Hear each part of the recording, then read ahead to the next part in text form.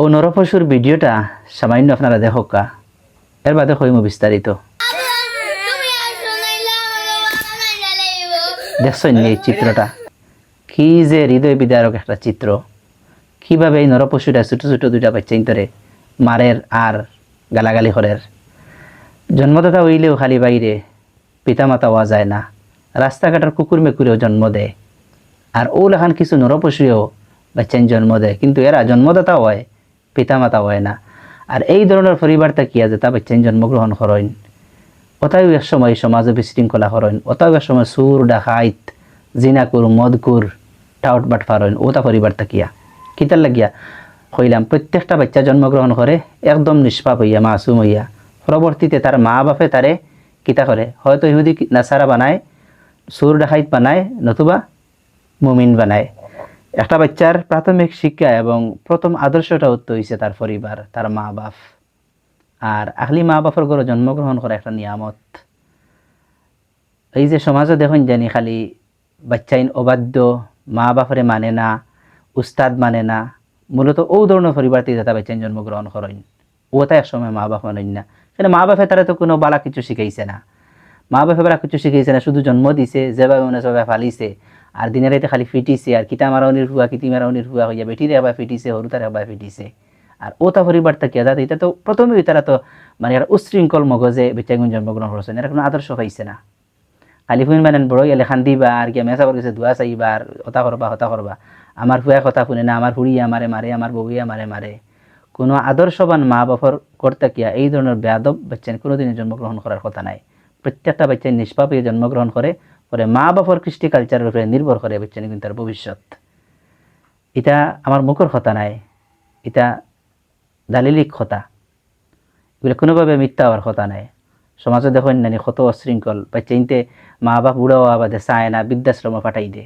এই যে ছোটোবেলা থাকতে সময় স্বামী স্ত্রীর মাঝে কোনো মিল মহব্বত আসিল না, যেভাবে মনে চায় ওভাবে চলছেন। বাচ্চা ইন্তর সামনে মায়ের করছেন, দরবার করছেন, দিনে রাইতে যেটা মনে হচ্ছে তা কমিন্দি গালাগালি করছেন। বাচ্চা ইন্তর লগে কোনো মায়া দেওয়া নাই, বউর লগে কোনো মায়া দেওয়া নাই, পারিবারিক কোনো বন্ধন নাই। ও ধরনের পরিবার থেকে কিন্তু শেষ পর্যন্ত বাচ্চারা কিতা হয়, বিপদগামী হয়, এবং এরা সমাজের এক সময় একটা কিতা হয়, কিট হয়ে যায় গিয়া।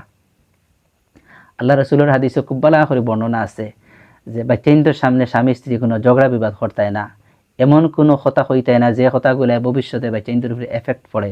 সবসময় সুন্দর শালীনভাবে স্বামী স্ত্রী চলাফেরা করতায়, মিল মহব্বত রাখিয়া, এমন কোনো অশ্লীল অঙ্গভঙ্গি করতায় না বাচ্চাইনদের সামনে, যাতে তারা এগুলো শিখিলায়। প্রাথমিক আদর্শটা তো ইসে পরিবার। এই যতটা পরিবারের বাচ্চাইন দেখবা উশৃঙ্খল বেশিরভাগ হইলা গিয়া দায়ী মা বাপ।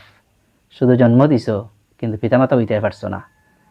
জন্ম যে কেউ দিতে পারে, অবৈধভাবে কত সন্তান জন্মগ্রহণ করে নানি ফুটপাতে থাকে। মূলত কোনো আদর্শবান পরিবার থেকে এই ধরনের বাচ্চাইন জন্মগ্রহণ উইতো নাই। মাসুম বাচ্চাইন গুনতারে রাস্তাঘাট দেখানি লাগে, হেদায়তের পথ দেখানি লাগে। ঘটনা দেখলাম এই বেটায় খালি তার হরুতারে মারের, আর সম্ভবত বেটি গুছা করে গেছে গিয়া বাচ্চাইন ফেলাইয়া। এত মানবিকভাবে ছোটো ছোটো দুইটা বাচ্চাইন কিচ্ছু মাতিতে পারে না, একটা এবার মারতেও পারে না এত ছোটো। আর এত নির্দয়ভাবে মানে কীভাবে এখন বাপ ইয়া মারে এই ধরনের বাচ্চা চিন্তারে। যদি সে সত্যিকারে বাপ হইতো বাচ্চা চিন্তার ফিলে মারতে পারলো না অনেক। আর একজন মা কোনো সময় বাচ্চা ফেলিয়া যায় না। নিশ্চয়ই মহিলাটা এই বেটার হাসলত তো দেখছেন, বাচ্চা চিন্তার কীভাবে প্রহার করে। নিশ্চয়ই মহিলাটা খুব বেশি নির্যাতনের শিকার হইয়া শেষ পর্যন্ত দেখছে নিজের জান বাঁচাইতে পারছে না, কিতা করছে বাচ্চা ফেলাইয়া গেছে গিয়া। আর বাচ্চা চিন্তারে ফিটের আর হনো মারে হুনার যে তোমরা খো, তোমরা মা ইটো তোমরা বাড়ি ফেলাই দিব। ও দেখো কাকিলা ছোট্ট মেয়ে কিলা খান দিয়ে কিতা কর।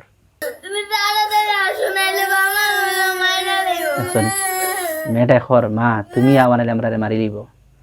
এত নির্দয়, এত পাষাণ, এত পাষণ্ড কিভাবে হয় একজন বাপ। নিজে জন্ম দিছে, নিজের মগজ থেকে বেচেন কই নাইছেন, তোমরা স্বামী স্ত্রীর মাঝে মিল নাই, এটা বেচেন তোর উপরে আঘাত করতে নি।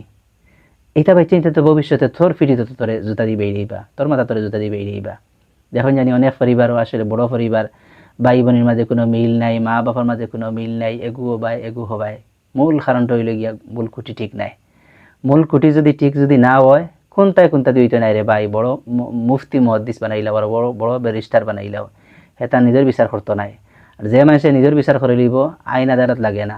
তুমি বাচ্চাইন ধরে কোনো আদর্শ শিখাইছো না, তোমার তার মাঝে আসলো মানে কুকুর মেকুরুল্লাহ খান, তোমার তার মাঝে সম্পর্ক স্বামী স্ত্রীর মাঝে, সংসার করছো, বুড়ো হয়ে গেছো গিয়া বাচ্চান কতটা পাইলিছো। এর নাম শুধু খালি সংসার নাই, এর নাম সংসার নাই। সংসারটা হইতে আদর্শবান এবং সুখী সংসার। সংসারের সুখ শান্তির লাগিয়া যে শুধু টাকা পয়সা লাগে, বিষয়টা এমন নাই।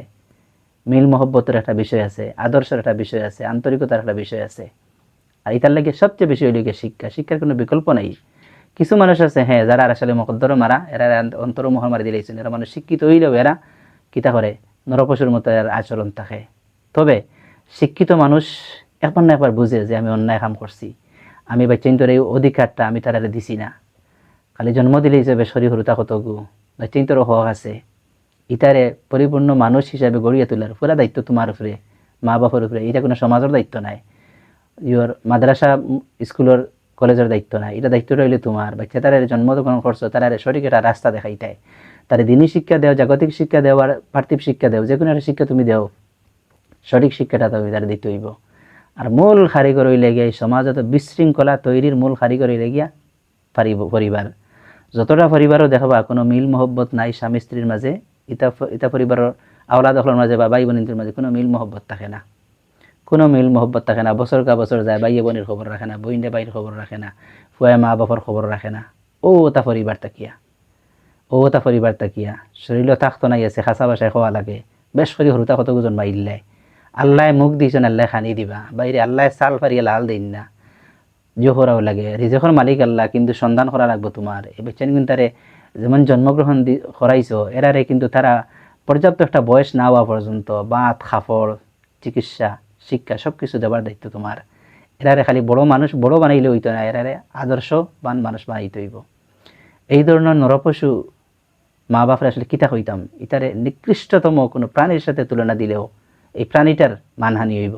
কারণ নিকৃষ্টতম প্রাণী যারা আছে তারা বাচ্চাইন বুঝে, এরার লগেও মায়া দেয় আছে, তারা যখন বুঝে। কিন্তু এই ধরনের মা বাপরে কিতা হইতাম, কিছু হওয়ার নাই। আল্লাহ ইতারে হেদায়ত খরক্কা। এরার কারণে তারার পরিবার ধ্বংস না সমাজটা ধ্বংস।